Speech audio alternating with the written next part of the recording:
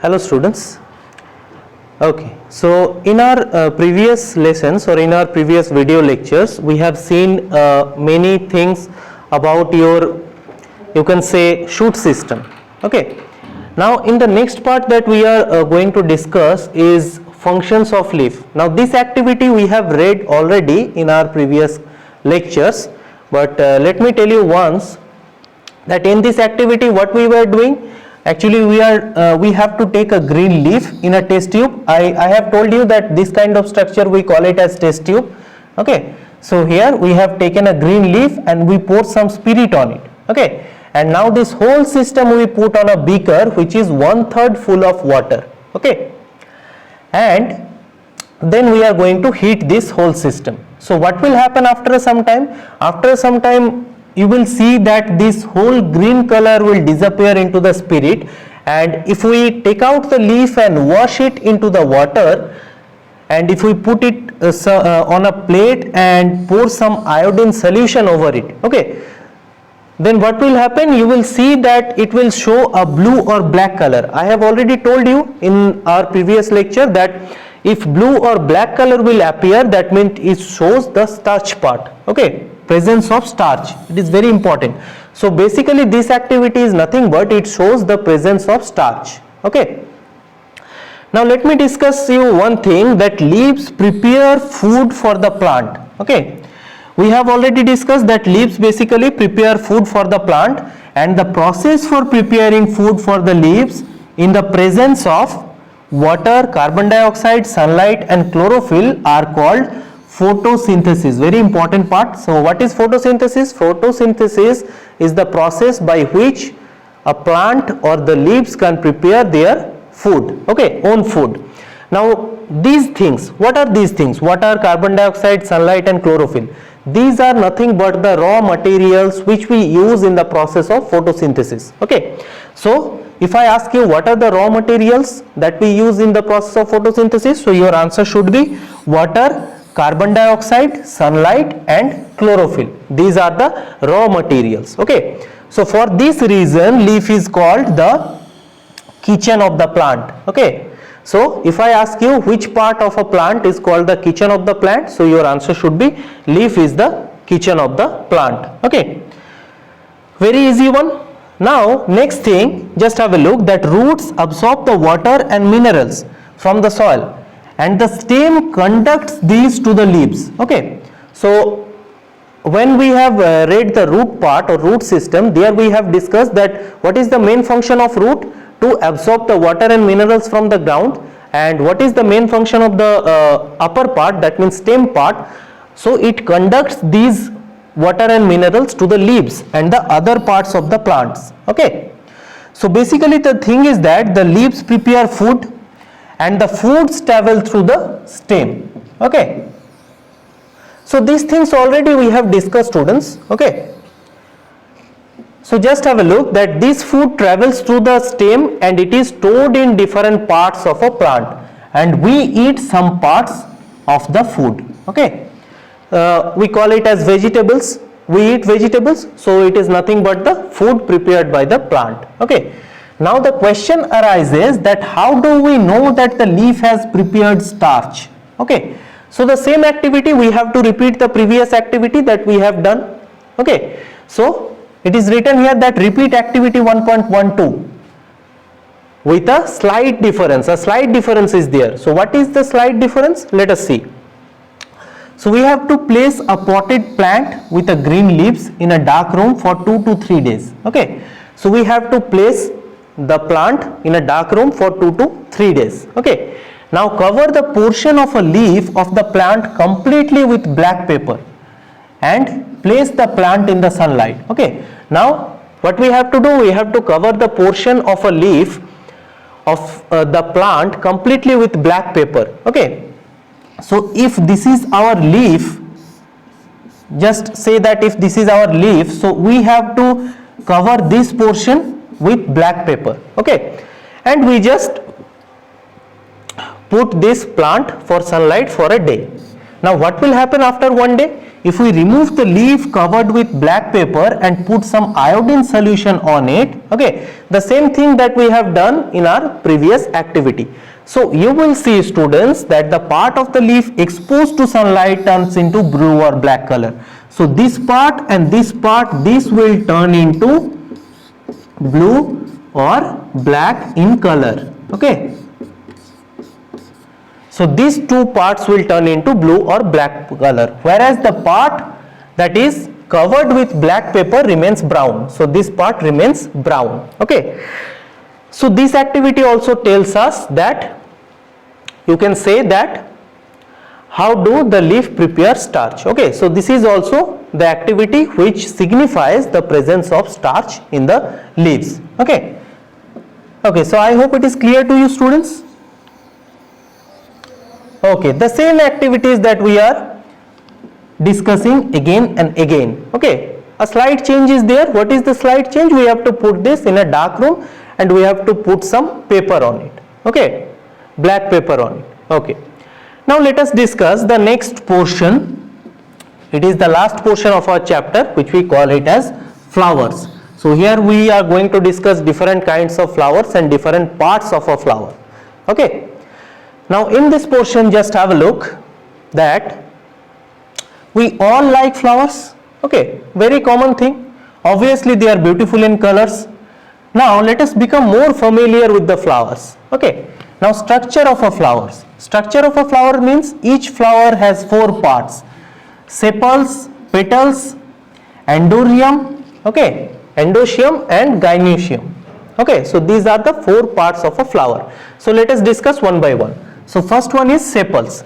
Sepals is what? Sepals are the outermost part of the flower which consist of green leafy structure, okay. So let me show you what is a sepals.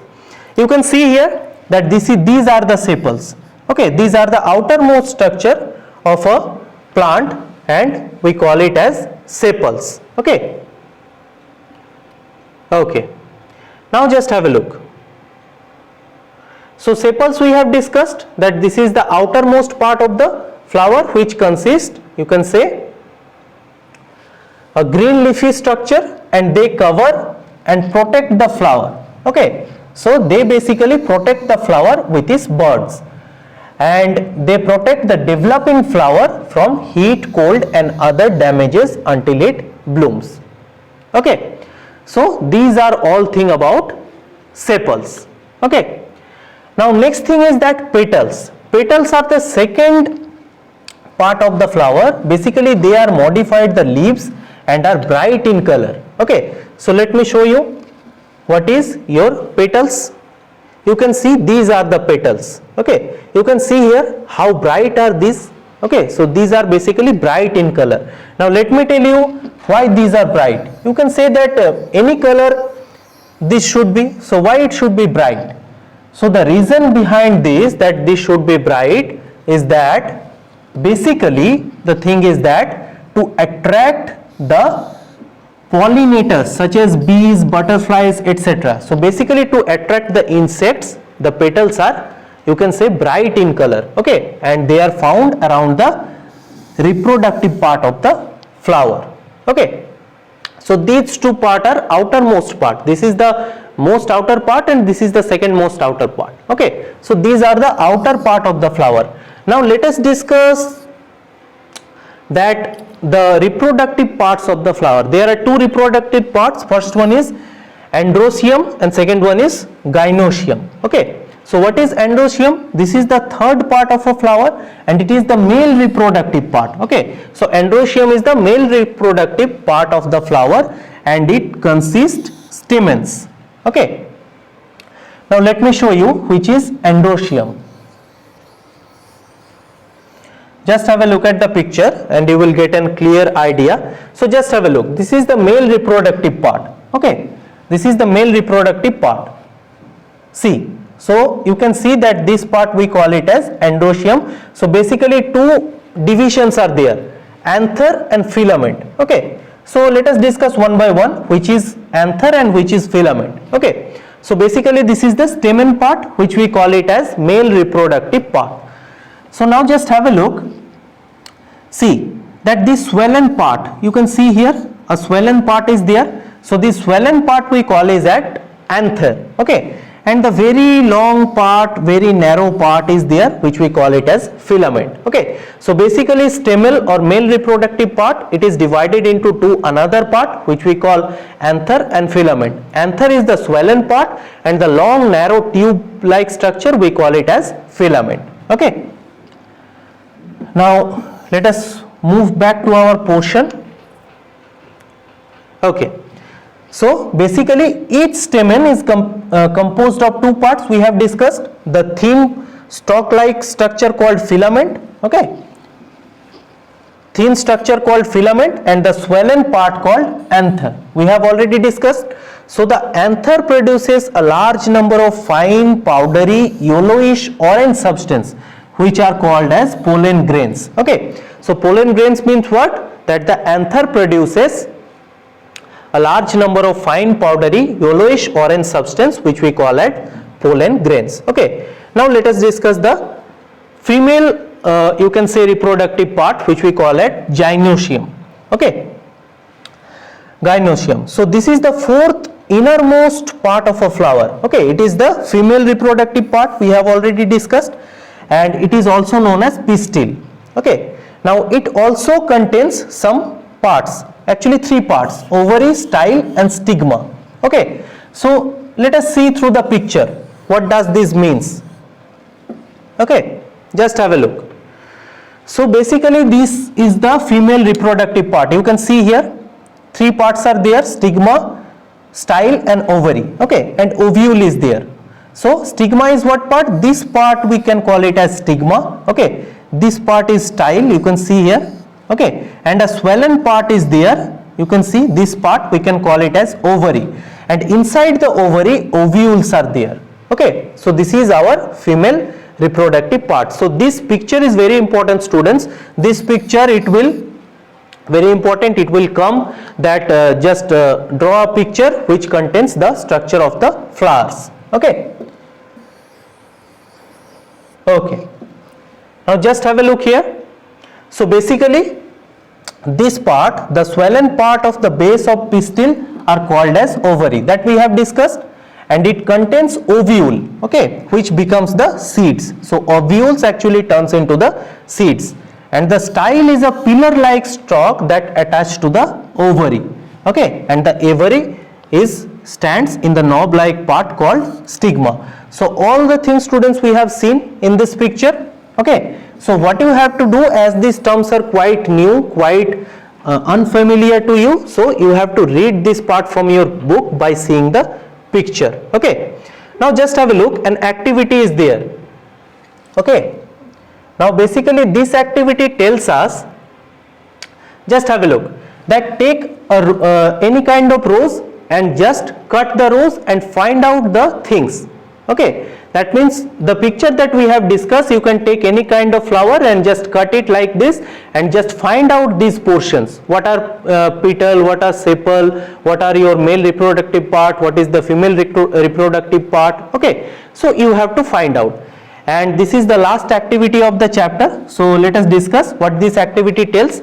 So you have to write down the name of the flower, you have to write down that how many numbers of petals and sepals are there with their colors, okay, and are the sepals joined or separate, and are the stamens are free or joined, okay, and about the whether pistil is present or not, okay. So one is done for you, okay. So I hope you can find out the others.